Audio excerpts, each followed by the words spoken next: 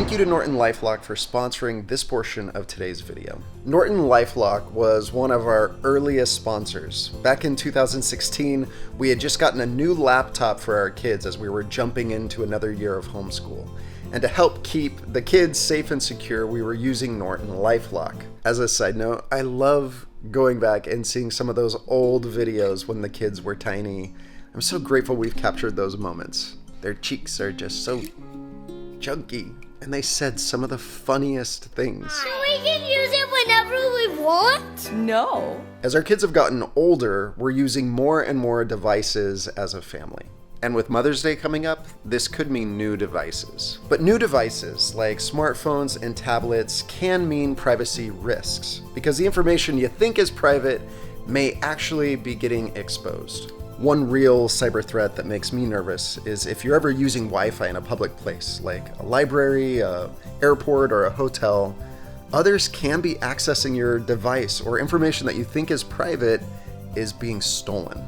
Norton 360 provides multiple layers of protection for our devices and includes a VPN for online privacy, protection against malware, and more.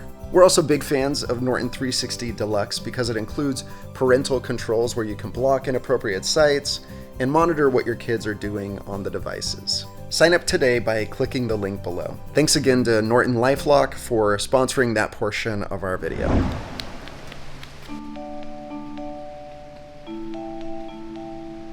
These are one of my favorites. Oh, there used to be stuff in there. Little coconut houses. For the world of fairies.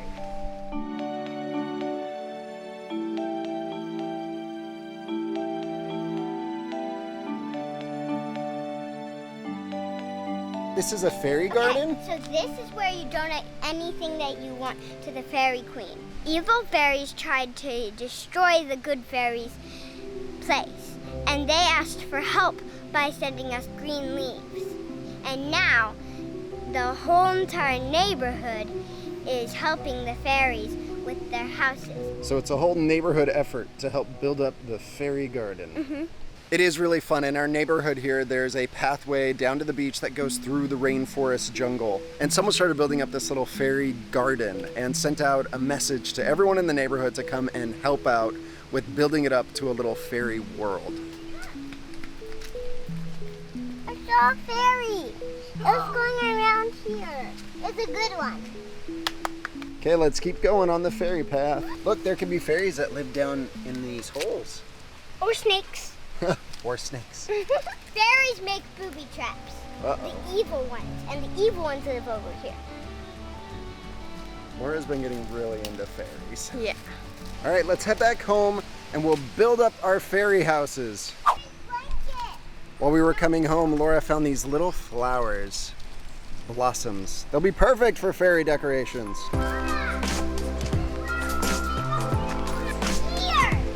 Can we put fairy houses in our own backyard? Oh, that would be great. So that's part of your fairy house? Yep. And then we're going to cut it open right here. How do you think we'll cut it open? Knife? I don't know. Do you need to get yours open too? Throw it on the floor. Should we throw it on the floor to crack it open? Ooh, you're getting it.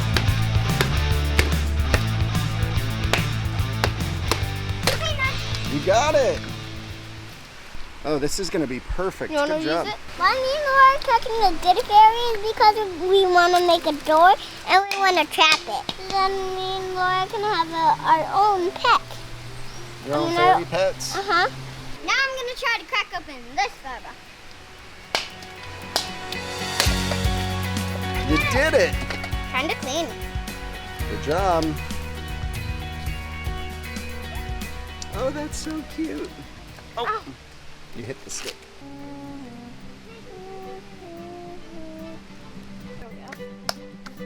I love it. So the shell is the pillow. I love it. So we were able to get this coconut up here in the tree.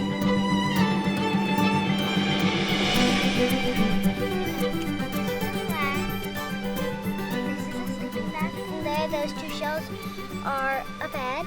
That's the bed. Yeah, I made it all by heart. All by yourself, with heart.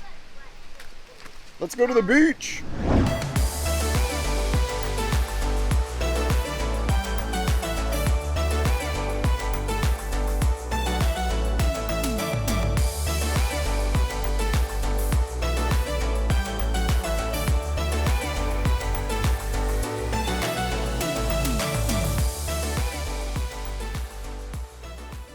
Janae just fell asleep, just randomly. In the middle of the floor, she's asleep. She's not sick at all. She doesn't seem sick at all. It's just so sweet to me. Like, all my kids are growing up. Nobody officially naps anymore. We try to do quiet time, but she just was tired. And anyway, I hope she goes to bed tonight. I have absolutely loved having this hummingbird feeder. For the first couple weeks, no hummingbird showed up. But now that they've found it, they come all the time, and it always puts a smile on my face. One of the questions one of my favorite podcasters would ask his guests was, what spirit animal would they be? And sometimes I feel like my spirit animal would be the hummingbird. They're small, but very energetic. How about you? What spirit animal would you be? Let us know in the comments. So I just walked into the kitchen, and Jeremy is just standing here filming the hummingbird thing. Poor guy. How long have you been filming? It's been a while. Are you just trying to capture one? Well, the camera didn't work for me one time. Like, I had this perfect shot. The bird was coming up and it wouldn't push record. Silly camera. I know. I'm trying to do it in slow motion, so that makes it a little bit harder, but... Oh, you're trying to capture, like, the wings. Yeah. We've been... Don't move. It was there. It was there. It was there. Okay, go ahead. We've been loving having this hummingbird feeder. We often are sitting here, visiting or talking, and one of us will get really quiet and just point. And then there's a hummingbird, and we just sit mesmerized and watch it. But of course, it never happens when you want it to happen, like when you actually have the camera on it.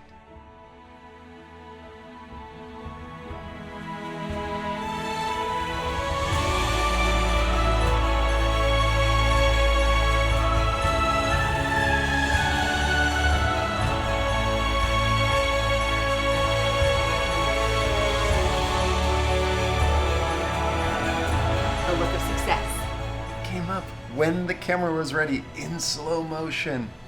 You got it? Got it. Nailed it. So Success. happy. It's been a good day. My arms are full. We were talking to Janae about how we all have important jobs to make the family work. And right now, Janae's job is doing the laundry. It's gonna be so nice to have clean clothes. Mama, I didn't know. First press that, and then press that. And then do this that way, and then press that. You want to push those buttons? Oh, it's gonna be so nice to have clean clothes. Thanks for helping, Janae. We need you.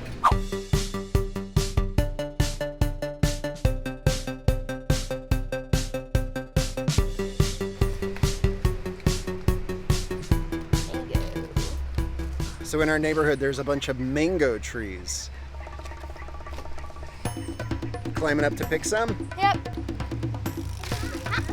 That's tricky. So we know the mangoes aren't all the way ripe yet, but they're getting close. Elise, did you find some good ones?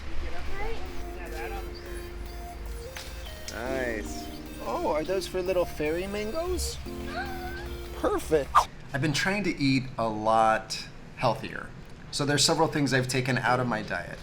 No soda, no sweets, no unprocessed flour, no white rice, just whole grains. So the things I am eating a lot of is fruits and vegetables. I still love doing smoothies with spinach, carrots, mangoes, pineapple. I've been eating a lot of mixed vegetables and cauliflower rice. And my favorite breakfast, and I'll even eat this as a snack sometimes through the day, is steel cut oats. It has this incredible texture. Unlike normal oatmeal, when cooked, that gets kind of mushy, this is like grainy and nutty. I really love it. I'll add into it some sliced almonds and coconut and raisins and just a dash of cinnamon and unsweetened almond milk. This has been a big part of taking care of myself, is really filling my body with good stuff instead of constantly putting in the bad. So I have a gratitude journal. I don't know if I've mentioned that before on here, but it's something each morning when I wake up, I try to write a few things that I'm grateful for. I've done it over the years. I mean, it's been years and years that I've done it, but I fall out of doing the habit, and then I'll start struggling more emotionally again, and I'm like, oh, time to get out the gratitude journal. It just makes a big difference for me to try to center my focus positively first thing in the morning. Of course, I don't always do it in the morning, but I have been really consistent for the last couple months of doing it every single day. I've done it different ways over the years. Right now, I am writing 10 things each morning that I am grateful for, and then I am writing 2 positive affirmations just to try to set my focus on the good that is all around me that can sometimes be hard for me to see in the midst of the stresses of life. I have been trying to make the 10 things that I write specific. Like, I'll often try to think back about some things that happened yesterday, or just the more specific the better, because I've heard that it's not just like, oh, I'm grateful for a house and my family and food and, those kinds of things, but it's that when you are writing the things, you're trying to practice gratitude. Like, you're trying to kind of feel the gratitude inside of your heart. And so the more specific, the better. So I'll write down about a certain book that I'm really enjoying, or how the sound of the ocean really comforted me yesterday when I was stressed, or how I'm grateful for hummingbirds. That has been on my list recently. So if you're feeling down at all, I really recommend gratitude. Good night. Treehouse out. Welcome everybody to Easter morning. This is gonna be nothing bland or boring. Ready, set, go! There's the candy. You're really close. Keep looking.